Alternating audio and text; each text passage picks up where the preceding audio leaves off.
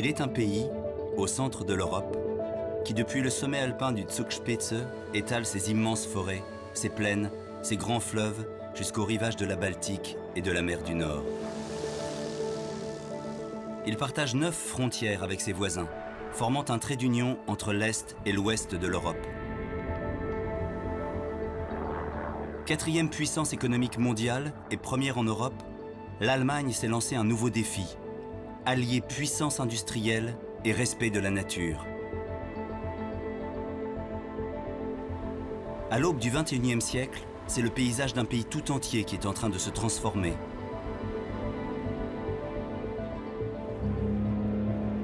Prenons 24 heures, entre un lever de soleil et son coucher, pour découvrir comment une nation peut changer de visage en changeant de vision. «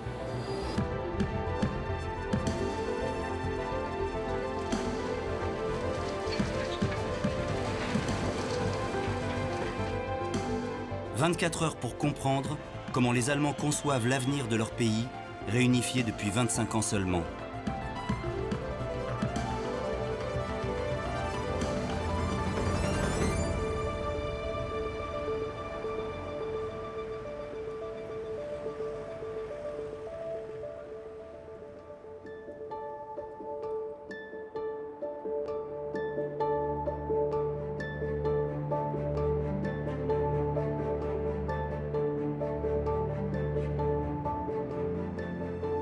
L'Allemagne est le pays le plus peuplé d'Europe, 80 millions d'habitants.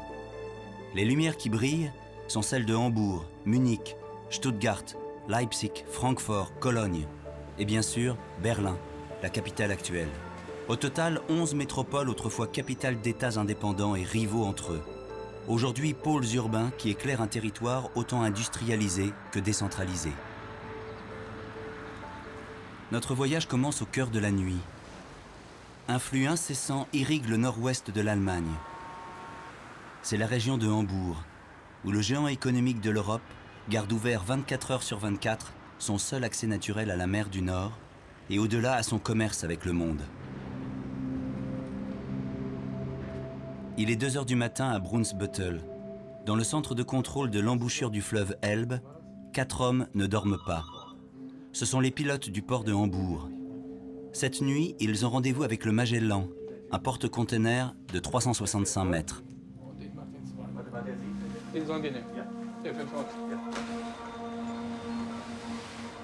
Karsten Clausen et Werner Kolb vont monter à bord du géant pour le guider jusqu'au port de Hambourg. C'est leur routine, par tous les temps.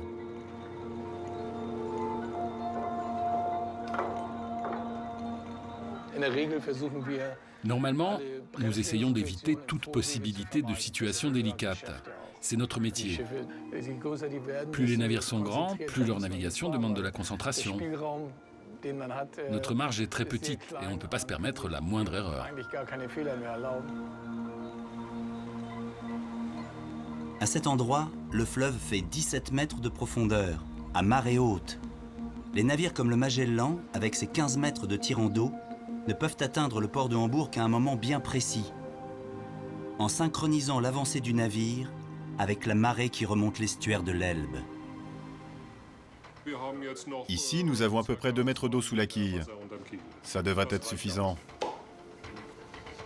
En ce moment, on se laisse porter par la marée qui monte vers Hambourg. On peut l'imaginer comme une véritable vague qui remonte la rivière. Nous sommes, pour ainsi dire, sur son point le plus haut. Et nous allons surfer jusqu'à Hambourg. 160, please. 160. Au petit matin, le Magellan arrive en vue du port de Hambourg.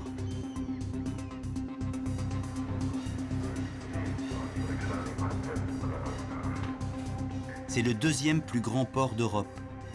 10 000 bateaux avec une moyenne de 9 millions de containers transitent ici chaque année.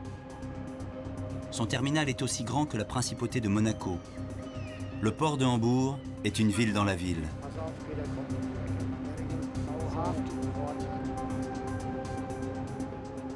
Il est 7 heures ce matin, quand le Magellan est enfin amarré à son quai de déchargement. Partout ailleurs dans le pays, l'activité quotidienne a déjà entamé ses rituels. Entre les grandes villes, le flux est incessant.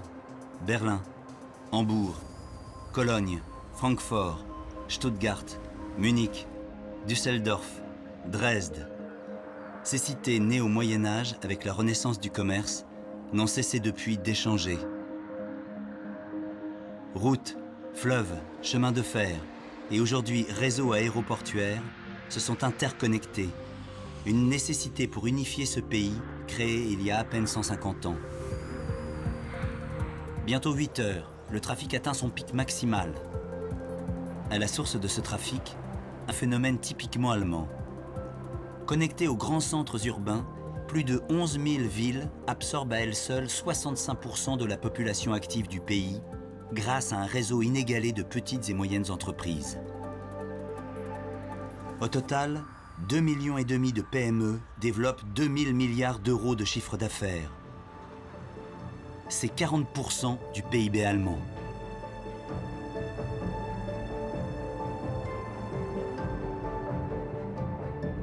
Il est 9 heures.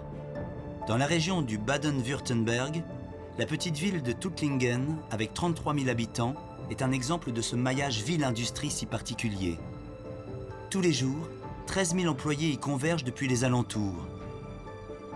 Ces tranquilles rangées de maisons recèlent une réalité étonnante. Tuttlingen est la capitale mondiale des instruments chirurgicaux de précision.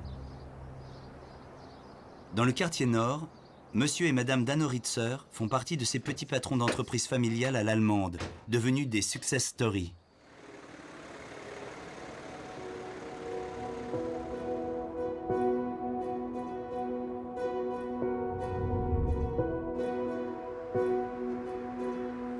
Il y a 400 entreprises à Tuttlingen qui fabriquent toutes des outils de chirurgie. Chacune vit grâce à son hyper-spécialisation. Dans ce quartier, il n'y a que des fabriques d'instruments chirurgicaux. Là, l'immeuble c'en est une. En face, il y en a une autre. Et ici encore.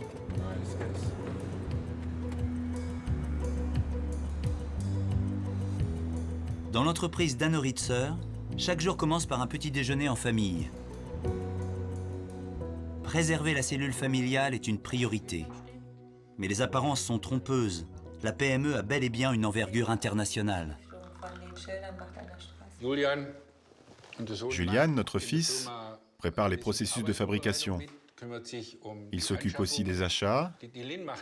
Lynn s'occupe du marketing. Nous venons de créer, enfin j'espère, un super webshop. Il y a aussi Janine, notre fille, et Stéphane, mon gendre. Il a d'abord épousé ma fille et maintenant il me prend ma société. Donc, nous sommes tous actifs dans l'entreprise. Stéphane s'occupe de toute la distribution de nos produits. Dans combien de pays déjà, Stéphane ? Il y en a plus de 20. Plus de 20 pays.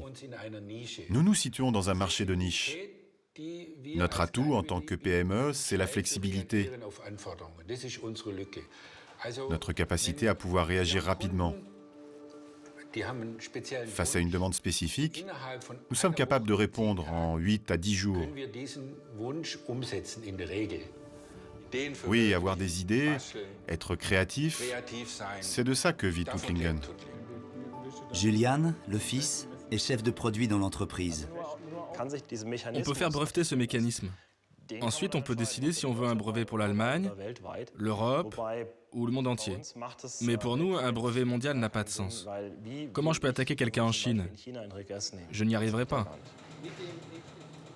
Si j'achète ce produit en Chine et qu'il se casse, je n'ai pas d'interlocuteur. Ou alors il va me dire « tu veux quoi à un prix aussi bas ?»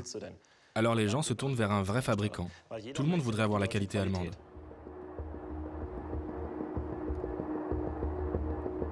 Il est 9h30. L'activité du pays tourne maintenant à son rythme de croisière. Pour accompagner son développement économique et industriel, l'Allemagne a développé à partir des années 60 un parc de production nucléaire.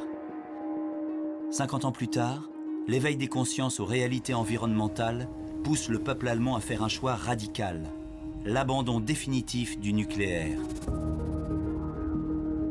Philipsburg, Biblis, Stade, Emsland, Brockdorf. Il y a 10 ans encore, ces réacteurs produisaient un quart des besoins énergétiques du pays. Aujourd'hui, ils sont peu à peu abandonnés. L'objectif est qu'en 2030, la moitié des besoins en électricité du pays soit couvert par les énergies renouvelables. Fer de lance de cette transition énergétique, l'éolien. Avec une première installation en 1983, l'Allemagne compte aujourd'hui 25 000 éoliennes disséminées dans tout le pays. Pour accroître sa production, l'Allemagne s'est tournée vers la mer du Nord, là où les vents sont les plus réguliers.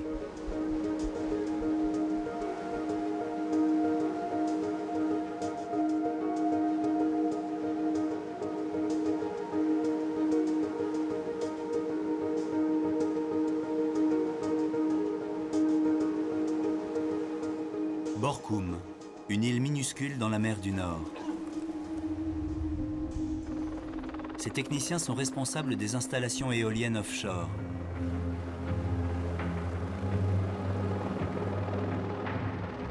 Ce matin, malgré une mauvaise météo, ils doivent effectuer une vérification sur des éoliennes. Les interventions sont fréquentes, une fois par semaine minimum, et toujours urgentes. Le parc éolien de Rifgat est situé à 10 km au large. Rifgat est un exploit technologique. Ces géants de 90 mètres de hauteur ont poussé du sol marin en pleine mer, et pas une des plus calmes. Irina Lucke est l'ingénieure en charge du parc éolien. Rifgat a été son premier grand projet de ce type. Elle ne cache pas sa fierté quand elle regarde tourner les éoliennes, dont les pales font 120 mètres de diamètre. Si vous regardez autour de vous, c'est tout de même impressionnant. Je me réjouis à chaque fois de voir des centrales électriques aussi grandes, aussi puissantes, qui produisent de l'énergie propre. Leur vue en dérange certains et je sais qu'on les traite d'asperges, mais personnellement, je préfère regarder des éoliennes que des centrales nucléaires ou au charbon.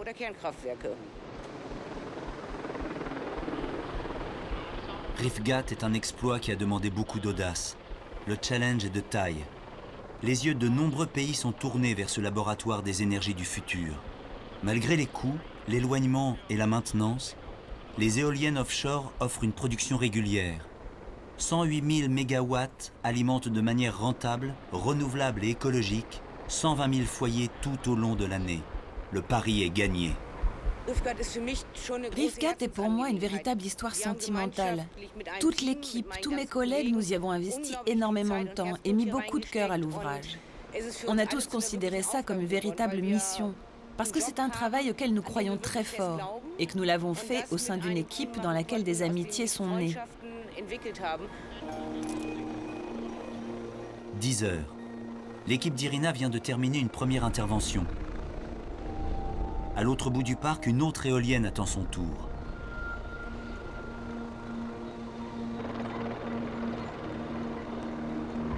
À plus de 90 mètres de la surface de l'eau, avec les rafales de vent de la mer du Nord, chaque opération d'élitroyage est délicate.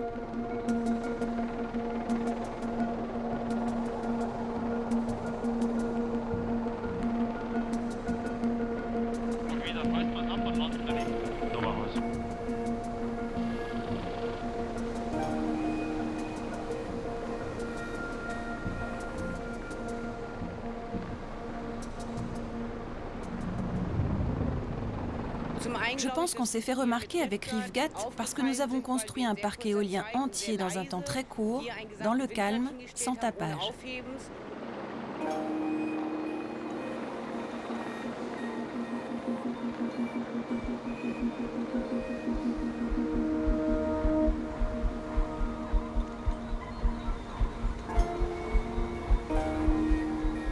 Le développement de parcs comme Rifgat ne modifie pas seulement le paysage du pays, il bouleverse un système de distribution d'électricité bien établi. Depuis la réunification, en 1990, 4 opérateurs se sont partagés le territoire, assurant la répartition d'électricité à grande échelle. La difficulté pour eux est de maintenir l'équilibre sur l'ensemble du réseau allemand. Le passage aux énergies renouvelables décentralise encore plus le système, et la rencontre entre offre et demande se fait plus complexe. Aujourd'hui, l'Allemagne voit se développer une multitude d'acteurs locaux qui ont décidé de voler de leurs propres ailes en termes d'énergie.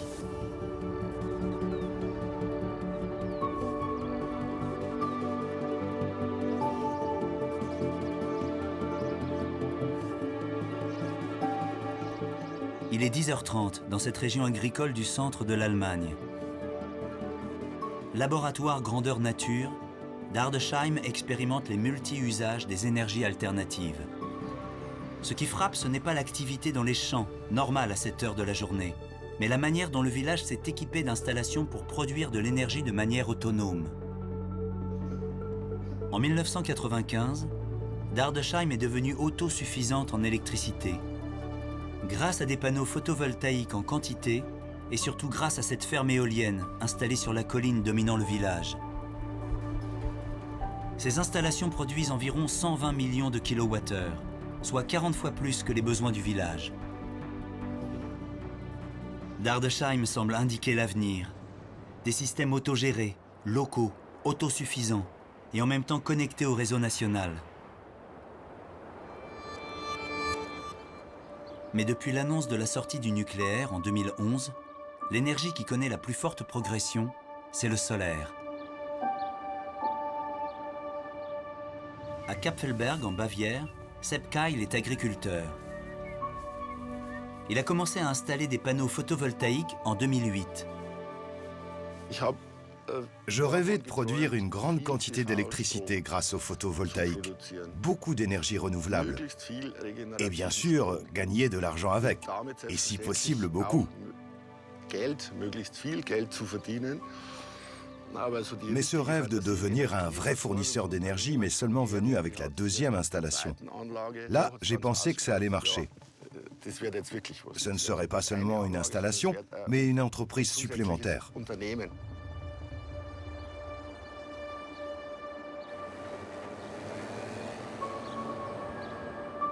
Sepp Keil a alors profité des subventions d'État pour installer un deuxième champ de panneaux solaires.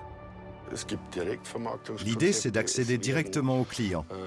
Des panneaux solaires sont installés près des zones d'activité pour les alimenter immédiatement en électricité.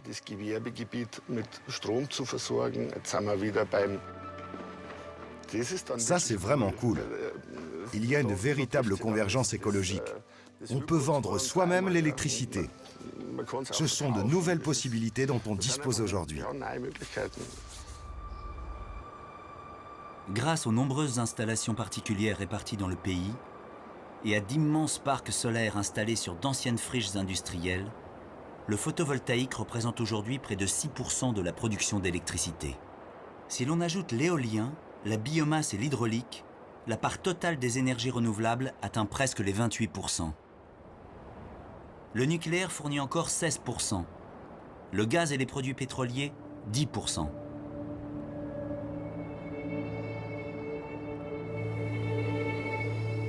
Reste une ressource que le pays possède en quantité, le charbon.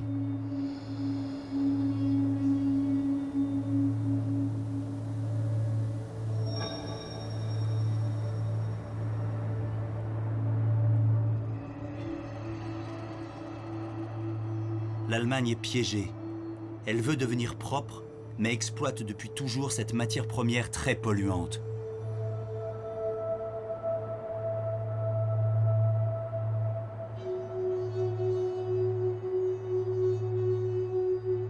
À une cinquantaine de kilomètres au nord-ouest de Cologne, Garzweiler est une gigantesque mine à ciel ouvert.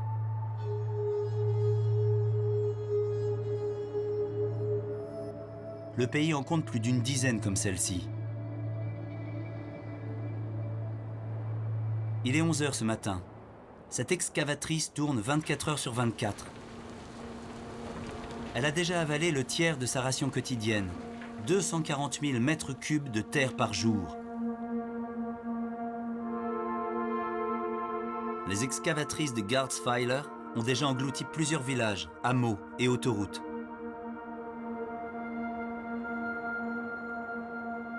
Wilfried Lurkens est l'un des derniers habitants du village de Borchmisch. C'est la maison où je suis né, la maison de mes parents où j'ai vécu toute ma vie. J'avais promis que je continuerais à l'entretenir. Et je peux dire avec fierté que je l'ai fait. Je l'ai restauré et embelli. J'y ai mis beaucoup d'efforts, d'application et de travail. Et puis, tout sera détruit, alors qu'on n'y est pour rien. S'il y avait eu un moyen de la sauver, je n'aurais pas hésité.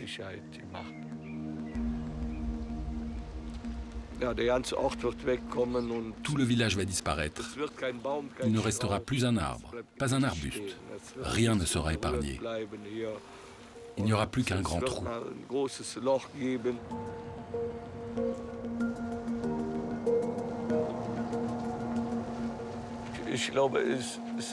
Je crois qu'il y a beaucoup de gens qui ne sont pas au courant de tout ça. Des gens qui n'habitent pas loin d'ici et qui n'arrivent pas à l'imaginer. Pour eux, l'électricité sort de la prise électrique, c'est tout. Et quand ils arrivent ici, ils n'en croient pas leurs yeux. Je pense vraiment que nous sommes les victimes de la transition énergétique. Pour avoir de l'électricité, nous devons tout abandonner.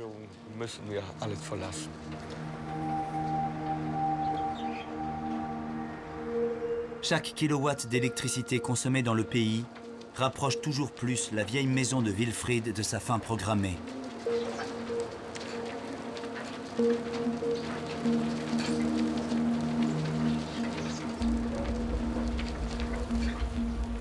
Un jour, quand la transition énergétique sera accomplie, des mines comme Garzweiler vont céder la place à de nouveaux paysages. En 2045, ce trou béant deviendra un lac, d'une profondeur de 200 mètres et d'une superficie comparable au lac d'Annecy. Une œuvre titanesque remplace l'autre. Dans l'est de l'Allemagne, la région de Lausitz était ravagée par le même genre d'exploitation. Et aujourd'hui, ces paysages de lacs artificiels attirent de nombreux touristes. La transition a un coût. Le prix du kilowattheure en Allemagne est le double de celui en France. Le pays est aussi le 6e émetteur de CO2 de la planète, le premier en Europe. Pourtant, depuis les années 90, les Allemands n'ont cessé de réduire leur consommation et de chercher des solutions nouvelles. Pas de nouveaux bâtiments ou aménagements urbains qui ne prennent en compte la performance énergétique. En ville aussi, les toits se couvrent de panneaux solaires.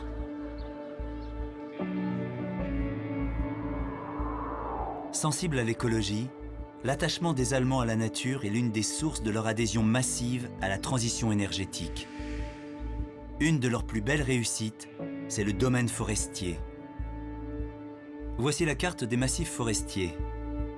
Contrairement à la France, où les bois sont morcelés, les forêts allemandes forment des zones couvrant souvent plus de 1000 hectares d'un seul tenant.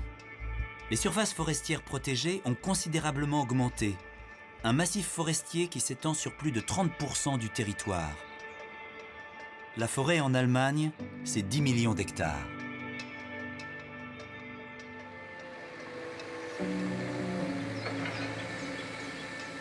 Jusqu'aux années 80, les forêts allemandes étaient surtout des monocultures de résineux. L'abattage était massif et systématique, et les effets néfastes pour l'équilibre écologique.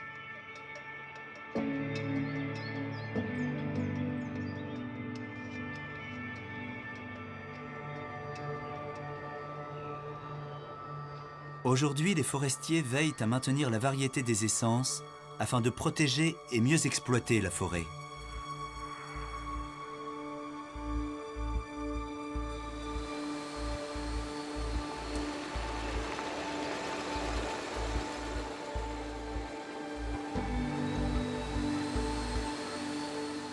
Il est midi, dans cette forêt au nord de la Bavière. Bien. À l'arbre suivant.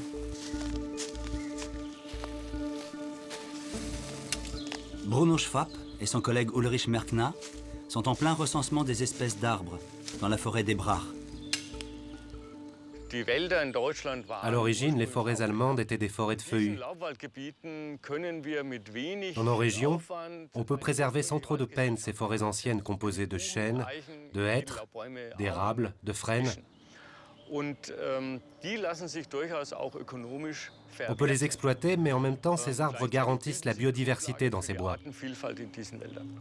Et ici, dans la Steigerwald, nous avons aujourd'hui plus de réserves de bois que nous n'en avons jamais eues depuis 400 ou 500 ans.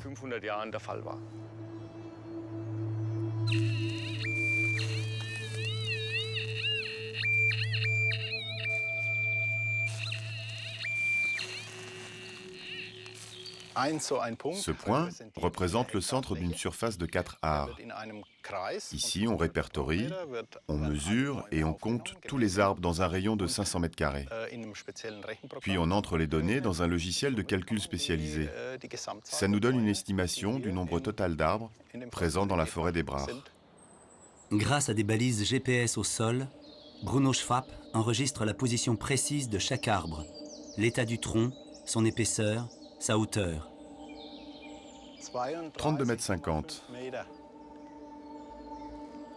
Ces inventaires systématiques sont effectués tous les 10 ans à travers tout le pays. C'est ainsi qu'on connaît les 8,3 milliards d'arbres des forêts allemandes. Pour Ulrich Merkna, le garde forestier du domaine, ces données sont essentielles. Cet inventaire est très important. Il nous permet de savoir que nous ne coupons pas plus d'arbres qu'ils n'en repoussent. C'est notre baromètre de développement durable. Aujourd'hui, la forêt allemande se porte mieux que jamais. Cette gestion optimisée des exploitations forestières permet à l'Allemagne de disposer d'une ressource abondante, 1,5 fois supérieure aux exploitations françaises. Le pays sait qu'il possède une réserve de 3,4 milliards de mètres cubes de bois, le record en Europe.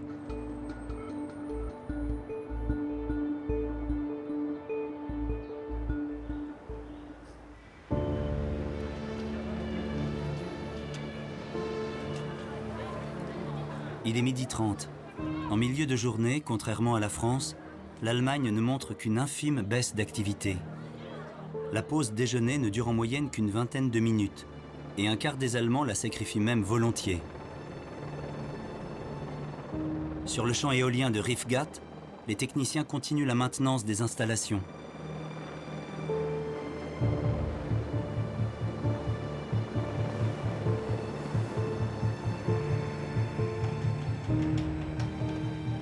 Dans les entreprises, les équipes du matin passent la relève à celles de l'après-midi. Dans le port de Hambourg, le déchargement du Magellan bat son plein. Pas le temps de manger pour Ilya Bačić, le capitaine du Magellan. Il est descendu à quai pour assister au bon déroulement des manœuvres.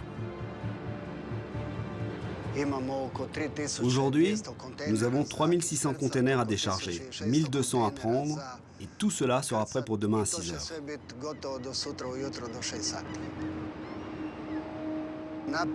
La tension est terrible. Notre planète tourne de plus en plus vite et nous devons affronter ce challenge. Malheureusement, c'est ainsi. Nous restons très peu dans les ports. Avant, nous étions pressés d'y arriver. Mais aujourd'hui, on a envie de les quitter le plus vite possible. Parce que c'est en pleine mer que nous sommes les plus tranquilles. Déchargement et chargement sont des courses contre la montre. Il faut immobiliser les navires le moins possible et en accueillir toujours plus. Sur les quais du port de Hambourg, les containers s'accumulent avant d'être acheminés selon un balai programmé depuis un central informatique. Le capitaine Pollmann en est le chorégraphe. Nous prévoyons 4 jours à l'avance quels sont les navires qui arrivent, lesquels partent, quelles sont les restrictions selon les différents secteurs. Et il faut compter avec le vent et les courants. Tout ça doit être évalué pour planifier le trafic en toute sécurité. C'est un processus d'une très grande précision. Si des informations erronées ou des problèmes techniques causent un retard quelconque, il faut que l'ensemble du système puisse réagir.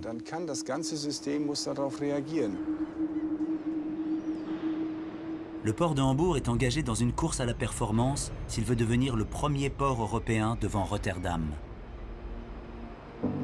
Il faut acheminer ces milliers de tonnes de marchandises le plus rapidement possible dans tout le pays et le reste de l'Europe.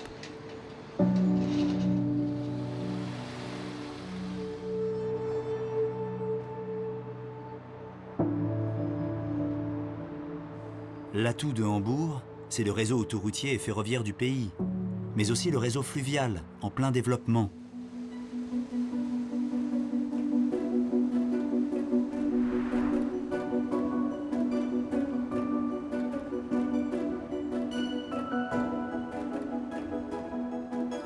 L'Allemagne possède 7400 km de voies fluviales connectées entre elles. Autrefois orienté nord-sud, ce réseau a pris une importance nouvelle avec la fin de la partition entre les deux Allemagnes. Le Mittellandkanal et ses 325 km de voies fluviales est la pièce maîtresse de cette interconnexion entre l'ouest et l'est de l'Europe, le Rhin, l'Elbe et le Danube. Aujourd'hui, 50% du commerce fluvial européen passe par l'Allemagne. «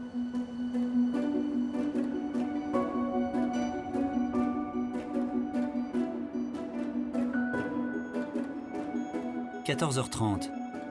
Dietrich von Fournier vient de finir de charger sur les quais d'Hambourg près de 200 containers. Direction le sud-est du pays.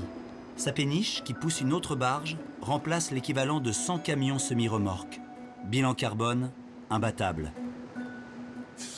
Cela fait 12 ans que je transporte des containers. Avant, je transportais tout, du blé, de l'engrais, de la ferraille, du charbon, tout ce qui se transporte par péniche. Il y a encore un taux de croissance assez fort dans le secteur du container. On a senti un net développement en quelques années. Il y a à peu près 3 ans, quand la crise a commencé, lorsqu'on longeait ce canal, on voyait plein de bateaux vides qui attendaient un chargement. Et spécialement sur le Rhin, dont on peut dire que tout le reste dépend, en fin de compte. La situation de l'emploi a été très mauvaise pendant un temps.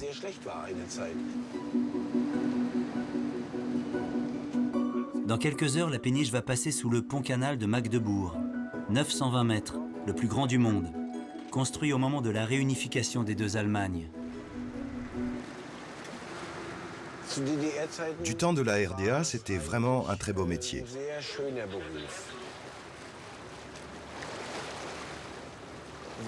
Parce que ça avait encore un petit côté romantique, et puis c'était bien plus tranquille que maintenant.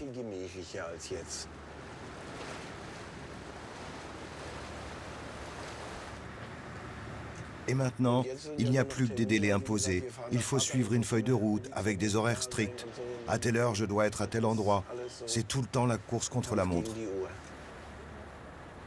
Une course que l'Allemagne réunifiée a dû entamer pour gommer 50 années de partition. Il a fallu qu'on s'adapte au marché après la chute du mur. Mais nos dirigeants manquaient tout simplement d'expérience et nous ne pouvions pas survivre sur le marché. Je crois que c'est en 1991 qu'il y a eu les grosses vagues de licenciements. La majeure partie du personnel s'est retrouvée au chômage. On envoyait pratiquement toute la flotte à la casse ou bien laissait les péniches en cale sèche.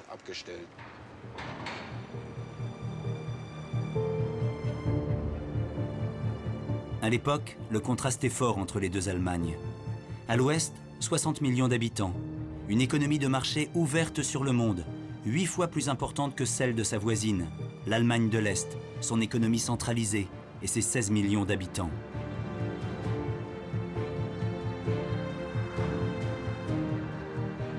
La réunification de l'Allemagne a seulement un quart de siècle. C'est peu à l'échelle de l'histoire.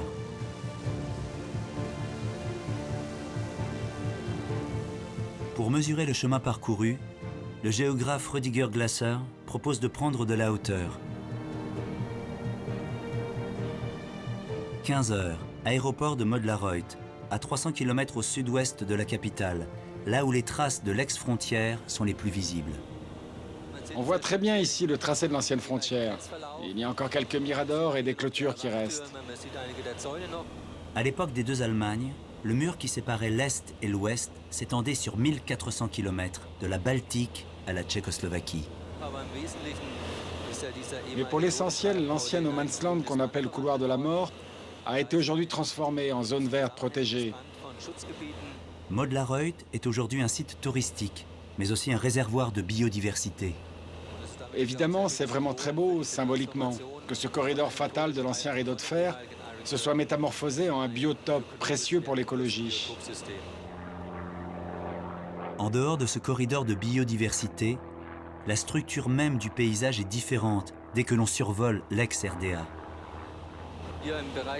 Ici, sur le territoire de l'ex-Allemagne de l'Est, on voit d'abord que la structure du paysage n'est pas la même qu'à l'ouest. On a des champs de grande surface hérités de l'organisation des coopératives agricoles et de la collectivisation. Cela se distingue très clairement du paysage plus morcelé qu'on trouve à l'ouest.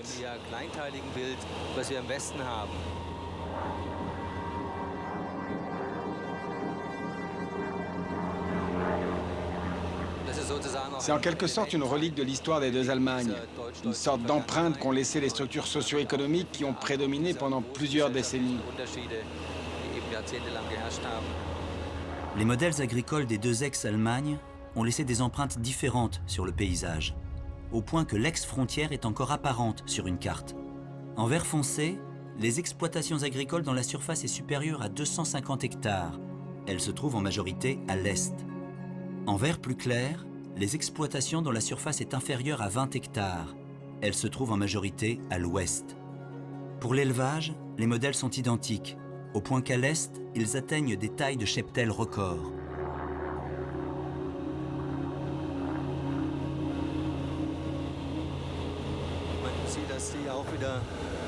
Ces vieilles coopératives agricoles ont été transformées en exploitations agro-industrielles modernes. Les élevages de poulets et de porcs sont extrêmement importants par ici. L'Allemagne produit aussi pour le marché mondial et exporte des produits agricoles en quantité importante. Ces grandes structures s'y prêtent bien. Dans ces bâtiments, pas moins d'une douzaine de milliers de poulets en élevage intensif. Plus loin, des porcheries de plus de 6000 têtes. Ce qui est particulièrement intéressant ici, c'est qu'une exploitation aussi énorme soit implantée en plein milieu d'une forêt.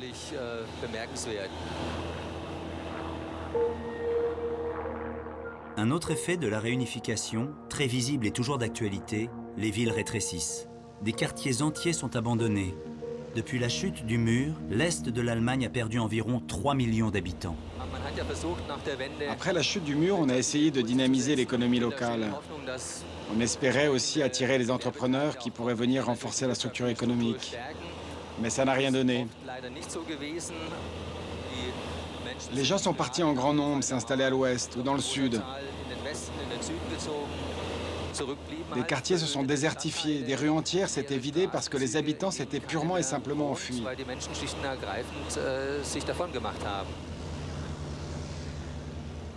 Ces barres d'immeubles, les Plattenbauten, faisaient la fierté de la RDA.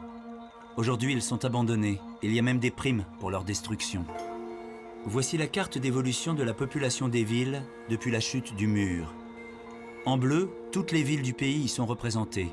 Voici en rouge les villes qui grossissent, en noir les villes qui diminuent. Depuis la réunification, les villes des nouveaux Länder perdent des habitants. Sous l'effet conjugué de restructuration économique et de soldes migratoires déficitaires, on assiste à un phénomène de rétrécissement urbain.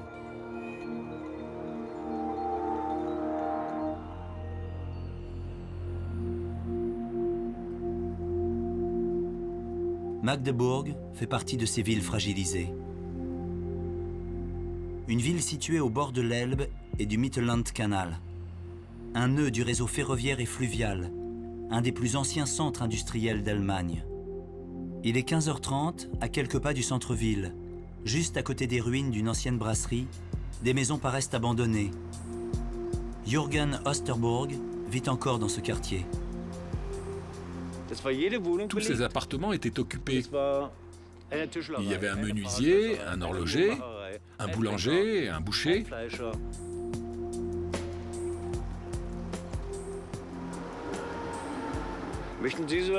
Vous aimeriez acheter un immeuble comme celui-ci? Si on vous le proposait pour 1 euro, les trois là, disons, vous feriez quoi? En sachant qu'il faut les remettre en état pour les louer et que vous devez investir, j'en sais rien moi, 150 000 ou 250 000. Vous les prendriez pour 1 euro?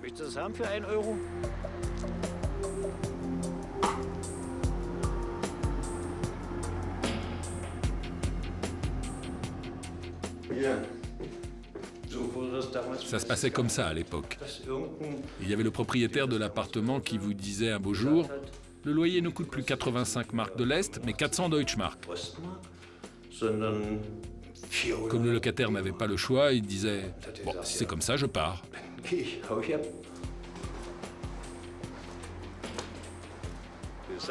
C'est une belle terrasse pour faire des barbecues et se reposer. Le soleil se couche là-bas.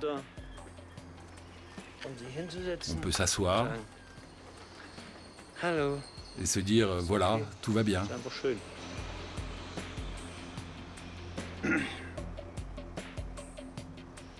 La chute du mur a transformé autant la société que les paysages. L'Allemagne d'aujourd'hui porte encore les traces de cette histoire passée. Une frontière moins visible, mais qui persiste encore et que les statistiques révèlent.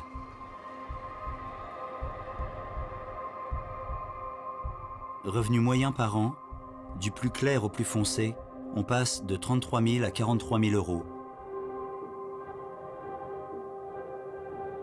Taux de pauvreté en pourcentage de la population, du plus clair au plus foncé, on passe de 14,5 à 19,2%. La frontière est toujours présente.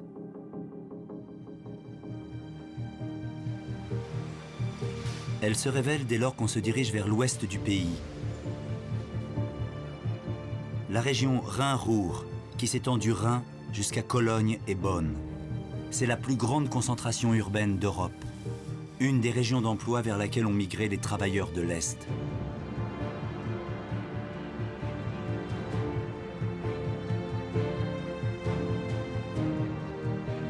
Un peu plus à l'est, au centre de l'Allemagne réunifiée, au bord du Mittellandkanal, Wolfsburg.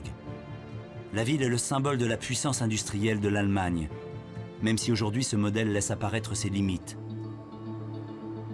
Au pied des anciennes cheminées, une ville dans la ville a vu le jour, l'Ottostadt, une sorte de parc d'attractions qui mêle architecture futuriste et art contemporain.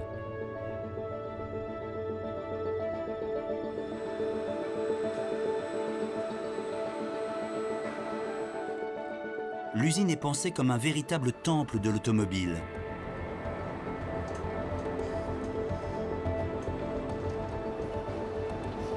Le concept attire près de 2,5 millions de pèlerins par an.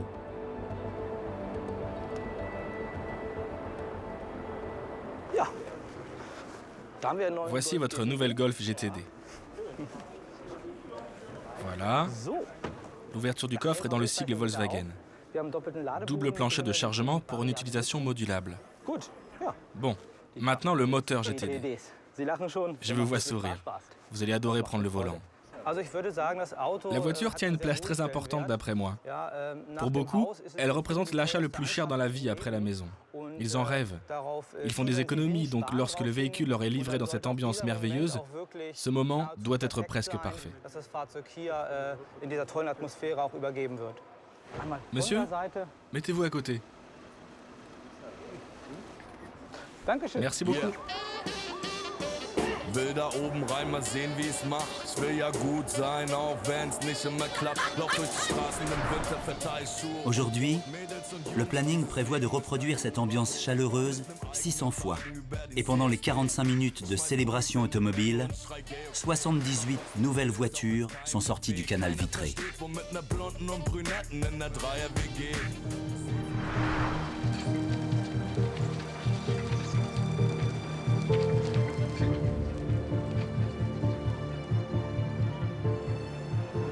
17 heures. À cette heure-ci, nombreux sont les Allemands qui terminent leur journée de travail.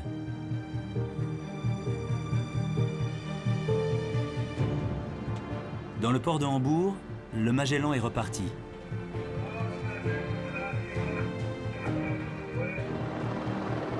À Stuttgart, nouvelle heure de pointe sur les autoroutes. Conscients de leur impact environnemental en utilisant l'automobile, de plus en plus d'Allemands repartent aujourd'hui du travail à vélo.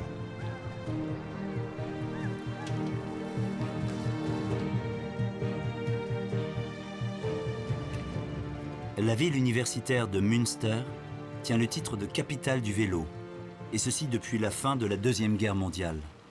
Au centre, un parking pour vélo de 3000 places, véritable nœud névralgique d'une nouvelle mobilité, multimodale, écologique, responsable. un modèle à suivre, simple et efficace. À Münster, cette fin d'après-midi est synonyme d'un pic de circulation à vélo. Michael Milde est responsable de la planification de la circulation urbaine. Dans cette ville, on compte 1300 cyclistes blessés chaque année. Les problèmes viennent d'une part de ce que 38% de la circulation se fait à vélo et que nous avons 500 000 vélos à Münster. Tous ne circulent pas tous les jours, mais nous avons tout de même 500 000 trajets par jour. Aux heures de démarrage et de fin des cours scolaires et universitaires viennent s'ajouter les heures de pointe des voitures. Et justement, à ce moment-là, nous sommes au maximum de nos capacités pour la circulation des vélos. On constate qu'ici, ceux qui prennent leur vélo veulent toujours l'avoir avec eux. Du coup, ils sont fréquemment déposés en surnombre à des endroits où ils gênent les piétons, les parents avec leurs poussettes ou les handicapés. Cela peut se régler par des infrastructures telles que des aires de stationnement, mais il faudrait aussi exiger que les gens fassent preuve d'un peu plus de civisme.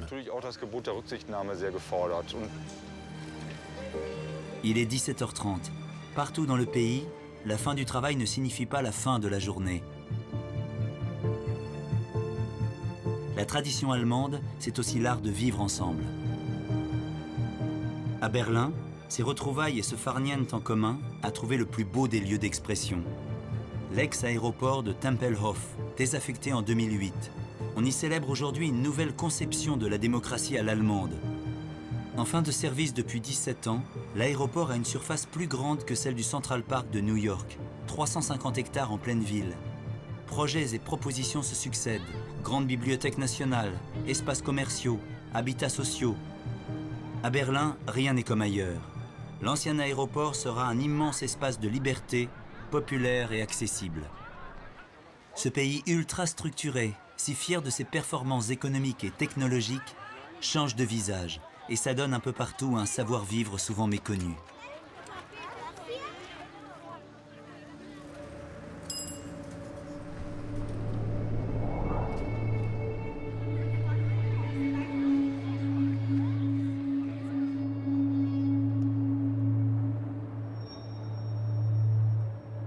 Il est 19h et les Berlinois profitent de leur fin de journée.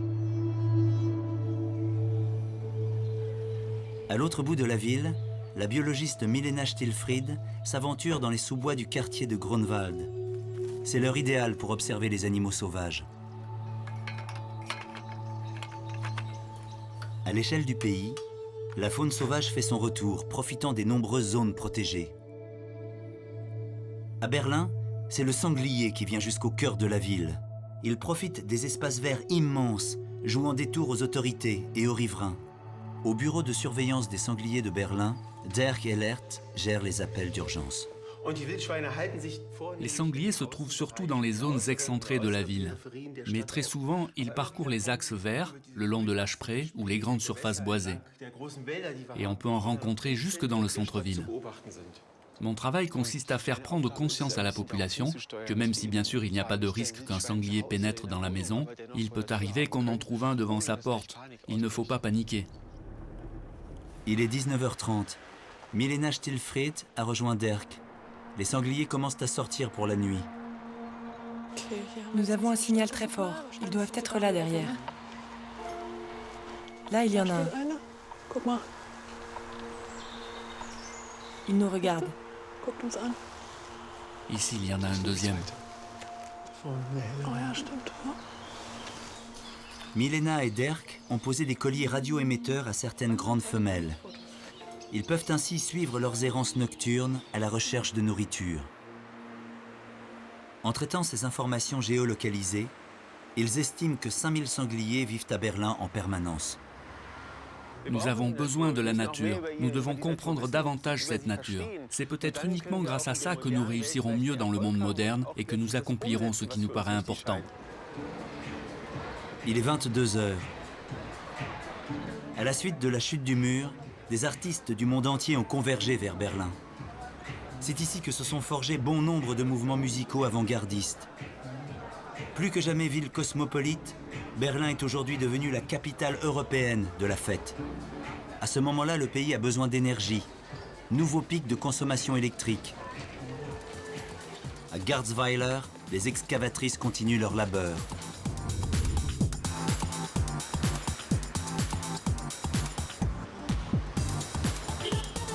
Pendant ce temps, on fait la queue pour danser au Berghain, club techno installé dans une ancienne centrale électrique, un symbole de l'ex-culture underground de la capitale.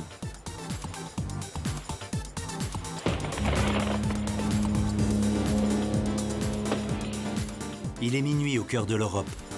Un jour en Allemagne. Un pays qui achève sa réunification et s'engage aujourd'hui dans une transition énergétique sans précédent.